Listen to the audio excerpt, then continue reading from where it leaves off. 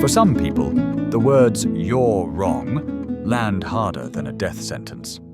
Think about that. Imagine standing at the edge of a cliff.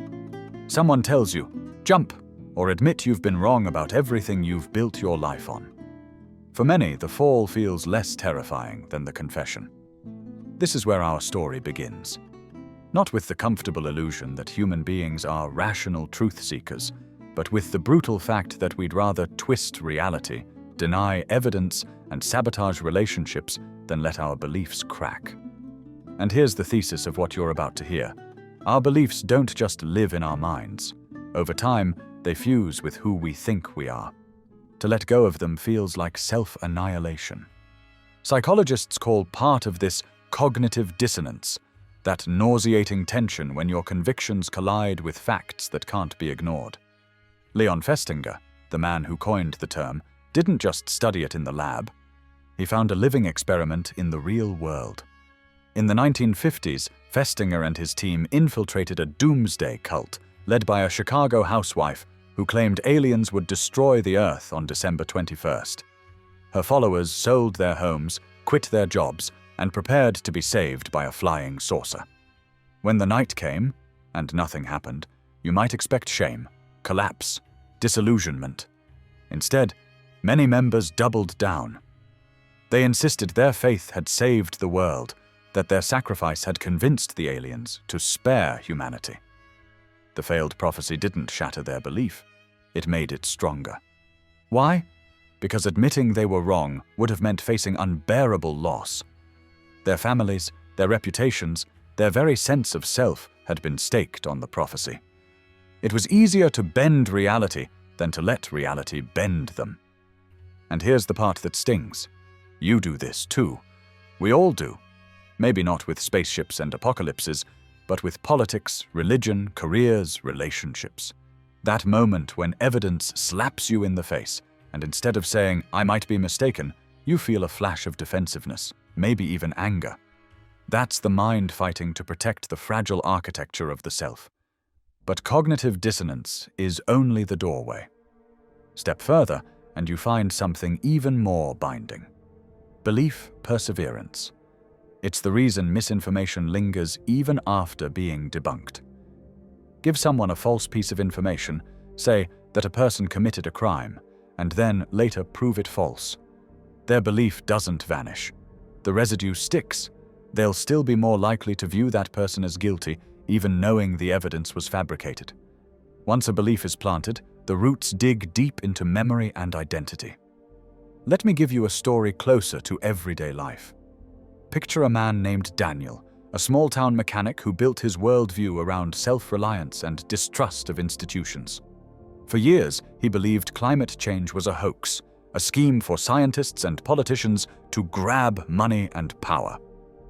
One summer, his hometown floods in a freak storm, destroying his shop. His daughter, studying environmental science, shows him charts, data, predictions that line up uncannily with what just happened. But Daniel doesn't thank her for enlightening him. He snaps back, "This is just what happens sometimes. Don't you start with that propaganda." His voice trembles, not because he's certain, but because the walls of his identity are cracking. To accept her facts would mean admitting he'd misjudged the world his whole life, that the distrust defining his worldview was, at least partly, misplaced. To change his mind would not just alter his opinion, it would rewrite his story. This is what psychologists call identity fusion. When beliefs and identity become so tightly welded that you can't separate the two. You don't hold the belief anymore.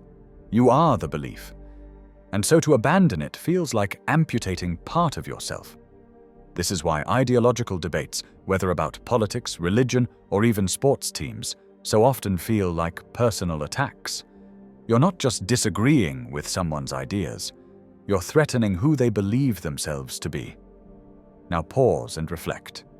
What would it take for you to question the core of your own identity? If you've built your life on a belief about your country, your God, your worth, or your family, what evidence would it take for you to say, "I was wrong"? Could anything ever be enough?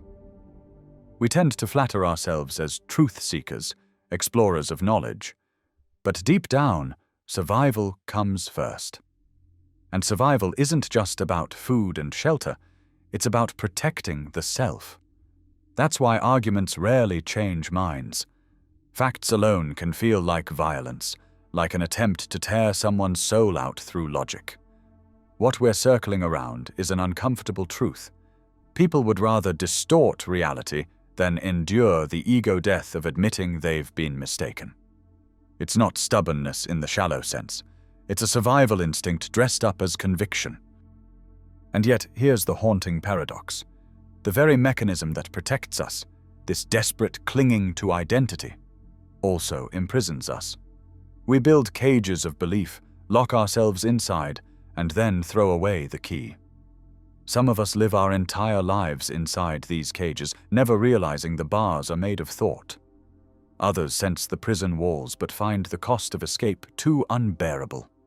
Better to stay confined than to face the terror of rebuilding yourself from the rubble. But what if the real danger isn't being wrong? What if the real danger is refusing to change? That question lingers, sharp and unresolved, because in the next step of this journey, we'll look at how entire societies collapse when they can't release old beliefs, how empires fall because admitting failure feels worse than destruction itself. And maybe, just maybe, we'll find the cracks in this armor, moments where transformation becomes possible. For now, sit with the discomfort. Ask yourself, what belief of mine is so fused with who I am that letting it go would feel like dying? And is that belief protecting me, or quietly destroying me?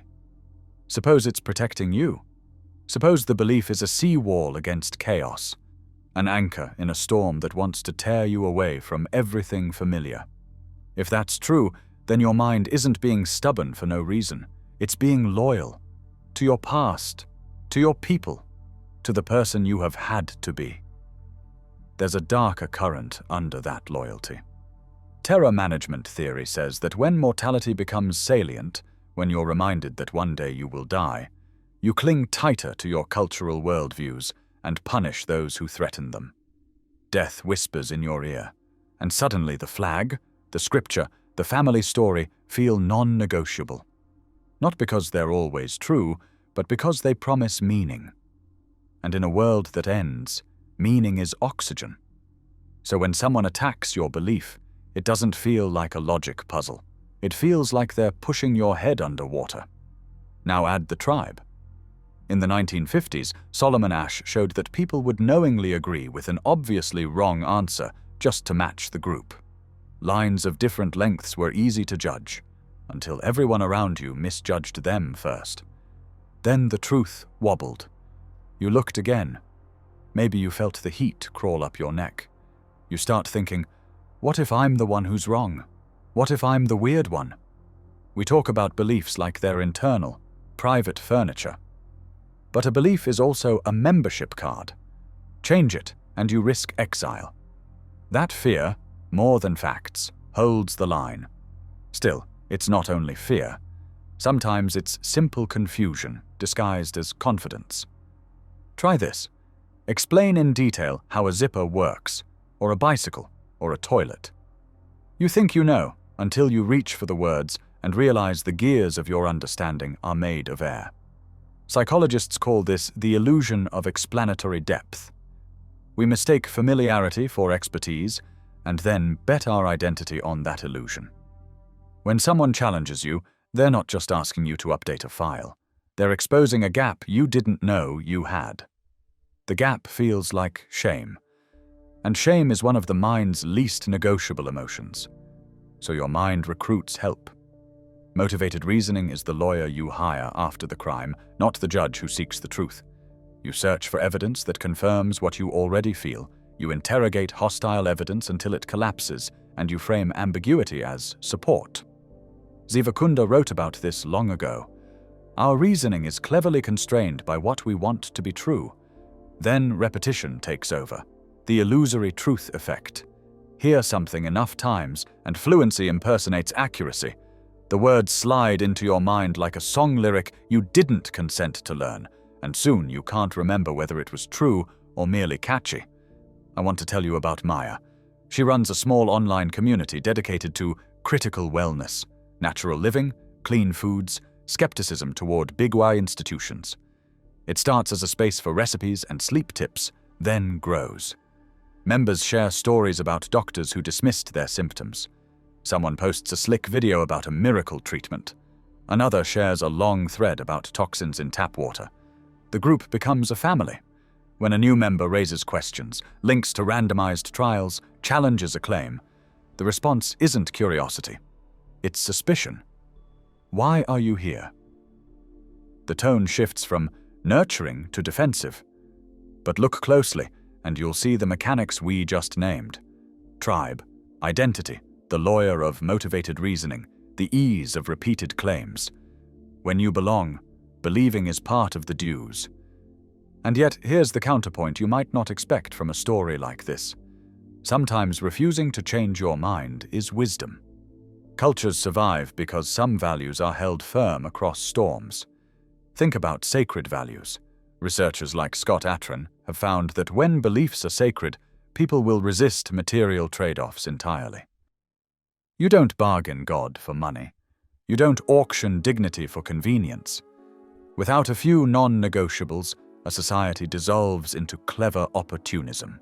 Without convictions, you become a weather vane with a pulse.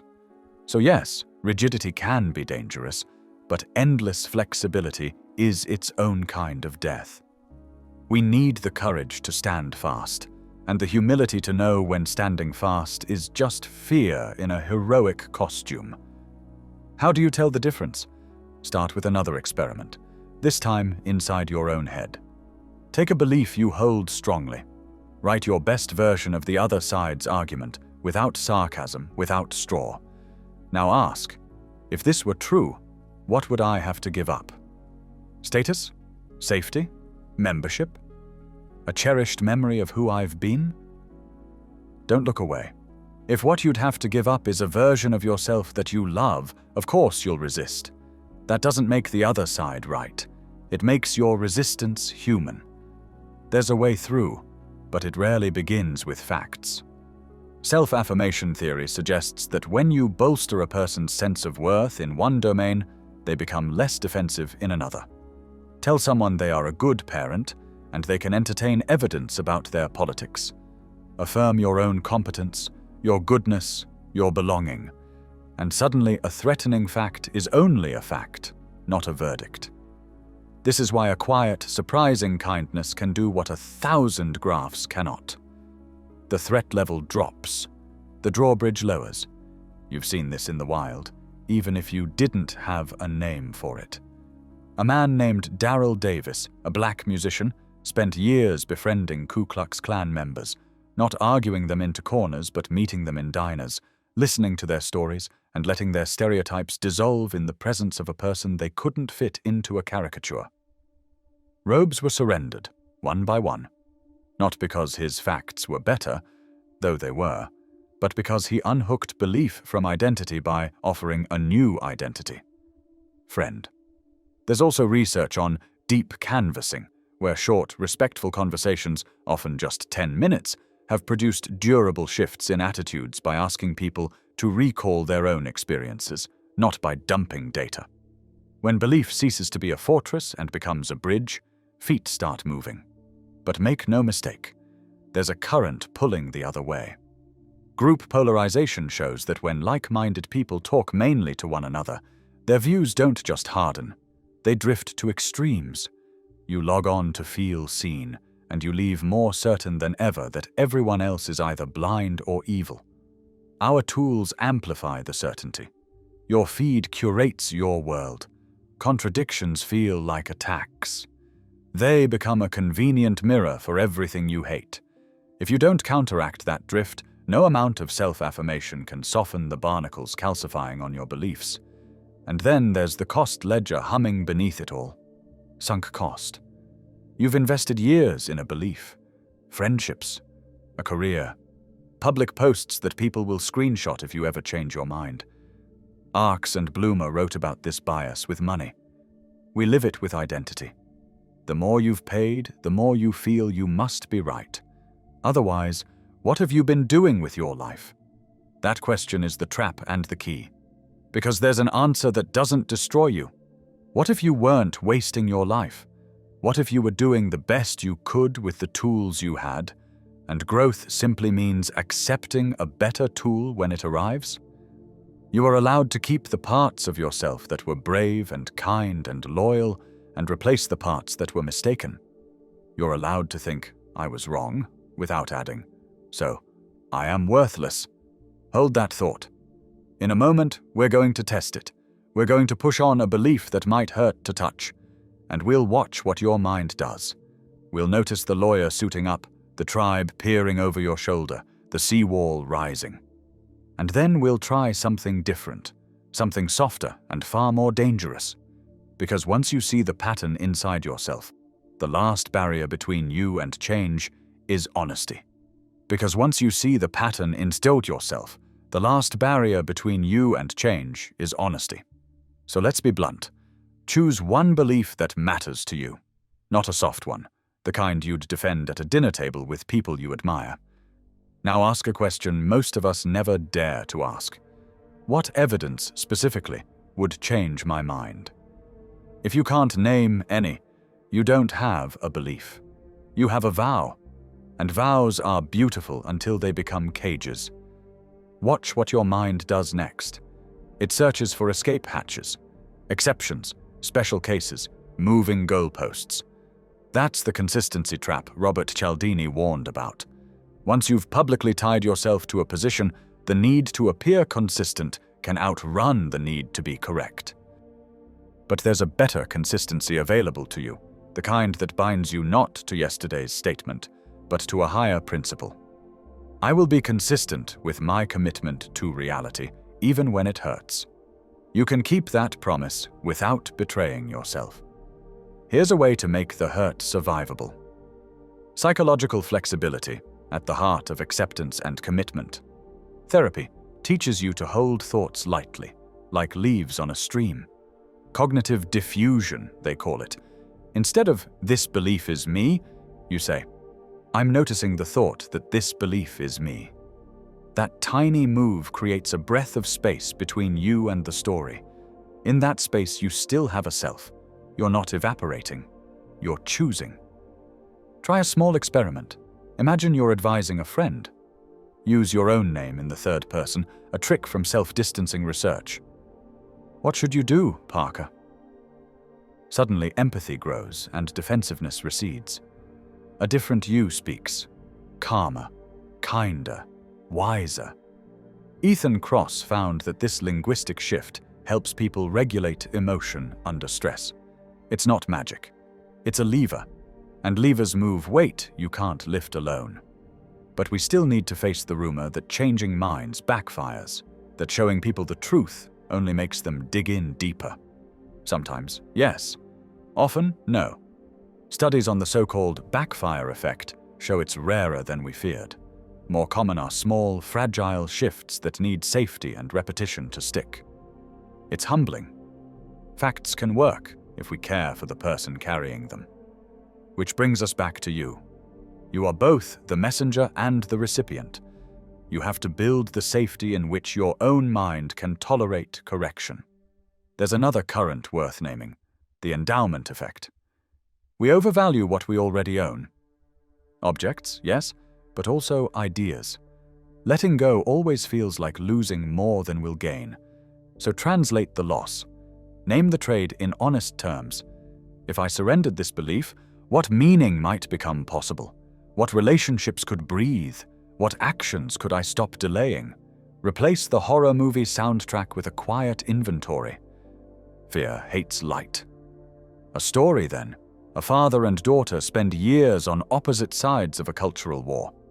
Thanksgiving becomes ritualized combat. One November, before the door opens, the daughter writes down what would count as evidence that her father is sincere if he ever softened. An apology without the word but, a question asked to learn rather than to win, a willingness to change a habit that causes harm. He shows up carrying pies and a poem he clipped from a newspaper. No speech, no debate. Just, I've been thinking about what matters more, being right, or being close to you. Can you help me try again? Not a conversion, not a surrender, a reorientation. The room changes temperature. Here's the unglamorous truth. Most mind changes sound like that. Awkward, partial, human. The mind doesn't flip like a switch. It turns like a ship. To help the turn, give yourself rails. Implementation intentions, if-then plans, work because they pre-decide the moment you're weakest. If I feel the lawyer in my head gearing up, then I'll ask one genuine question before I argue. If I see a headline that flatters my side, then I'll read a countersource with the same attention. This isn't self-surveillance, it's scaffolding while you renovate. Brick by brick, the new room takes shape. You might still worry that changing your mind betrays your tribe. Sometimes, tragically, it will. There are communities that punish growth, respect the risk. Courage doesn't mean pretending there is none. But remember, another tribe is available, the one bound by intellectual humility. Not the false humility that performs doubt for applause, but the quiet kind that holds convictions in one hand and curiosity in the other. You can belong there. We can belong there together. Here's the hinge, the insight the whole argument has been turning toward. You are not your beliefs. You are the capacity that can make and unmake them. The thread that persists is not the content of your conclusions. It's the conscience that prefers truth to vanity, love to victory, learning to performance. When a belief dies, you don't. The mask does. What remains is the face that chose the mask and can choose another. Walk to the edge of the cliff again. The same bargain is offered. Jump or admit you were wrong. But it was always a false bargain. There is a third move. You kneel, touch the ground, and test it with your hands. You say out loud, "I might be wrong," and you do not fall. The world holds, not because you were correct, but because reality is broad enough to catch you when you step off the pedestal and onto the path. The only thing that dies is the need to be untouchable. If you want something to do tomorrow morning, begin small. Pick one belief and write the conditions that would change it before you're challenged. Affirm something true and good about yourself first, so your worth isn't on trial. Have one conversation in which you ask the other person to steelman your view, then you steelman theirs, and you both say what it would cost to switch. Set one if-then plan for the moment your stomach tightens. And once this week, read a piece by the side you dislike and write one sentence of respect you didn't think you could write. This is not the fast road. It's the real one. The mind you save will sometimes be your own, and sometimes it will be someone else's. Because honesty is contagious when it doesn't arrive with a fist. In the end, what you protect isn't an argument, or a brand, or a past self. It's your capacity to become. Hold that close, then loosen your grip, open your hand, and watch what can live there now. Liking this now does more than flatter an ego. It tells the system to carry this to someone else standing at their cliff tonight. It also anchors your own shift. Action, while the insight is warm, makes it stick. Then press forward into the next video, the practice piece, where we turn self-affirmation, if-then plans, and real conversations into muscle memory. Think of it as your implementation intention. If I feel the lawyer in my head, then I'll take one honest step. Be consistent with reality, not yesterday.